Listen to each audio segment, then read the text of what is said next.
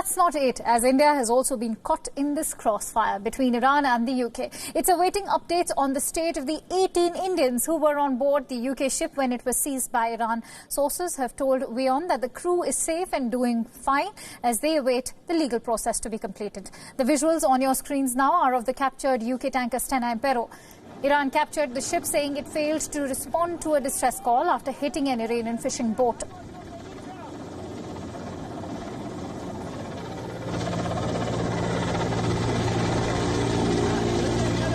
An investigation is on. The crew has 18 Indians, 3 Russians, a Latvian and a Filipino. There was confusion over the status of the Indian nationals on board. India's Foreign Minister S. Jaishankar has also called for their release. He said his team is working hard to ensure the early release and repatriation of the 18 Indians. The Iranian embassy in India said that all crew members, including Indian nationals, are in good health and still on the vessel, which is now anchored at the Bandar Abbas port. Even as pictures emerged of the crew inside the vessel for the first time since Iranian armed soldiers took control, some of them were seen working in the kitchen and assembled around a table, while others are visible near the windows on one of the decks, looking up towards an official stood in front of them alongside a large pile of shoes.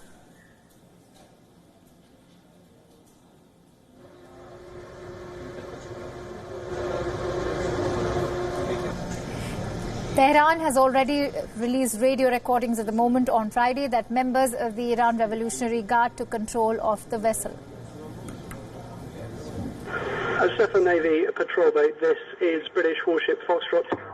Charger port, Soil 3. Foxtrot 236, this is Stefan Navy patrol boat. No challenge is intended. No challenge is intended. I want to inspect the ship for security reason, over. Stefan Navy patrol boat, this is British warship Foxtrot 236. Sir, your requests that you are transmitting to the Stena Impero hinder and impede her passage. You must not impair, impede, obstruct or hamper the passage of the MV Stena Impero. She is... Great. Please confirm that you are not intending to violate international law by unlawfully attempting to board the MV Stena. Tekaro, Shad Port. Stena Impero, this is good evening, Caro. About in vicinity.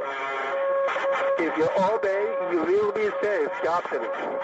After your course 236 degrees, immediate camera start. Now, Iran has made its stand on the ongoing UK tanker issue very clear. It says the crew members of the captured vessel will not be released until their investigation is over.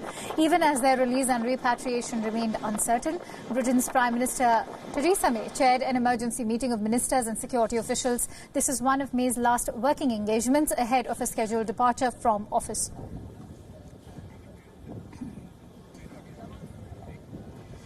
Now, China's state-run oil company is the latest casualty in the ongoing conflict between the United States and Iran. The U.S. Secretary of State Mike Pompeo announced the government's decision to impose sanctions on Zhuhai Corporation over their continued purchase of Iranian oil. Despite U.S. sanctions against it, listen into what Secretary Pompeo had to say. And today, as part of that maximum pressure campaign, I'm announcing that the United States is imposing sanctions on the Chinese entity Zhuhai and its chief executive, Yumin Li. They violated U.S. law by accepting crude oil. We've said all along that any sanction will indeed be enforced. We can't tolerate more money going to the Ayatollah, putting American soldiers, sailors, airmen, and Marines, and putting their life at risk. It's too important. The Chinese embassy in Washington has, however, slammed Pompeo's declaration and called the decision an example of U.S.'s long-arm jurisdiction. Zhuhai Zhenrong is owned by a Macau-based group which is controlled by the Chinese government. The company started Beijing's oil business with Iran and soon rose to become one of China's biggest oil traders. This is not the first time that Zhuhai Zhenrong has been slapped with U.S. sanctions.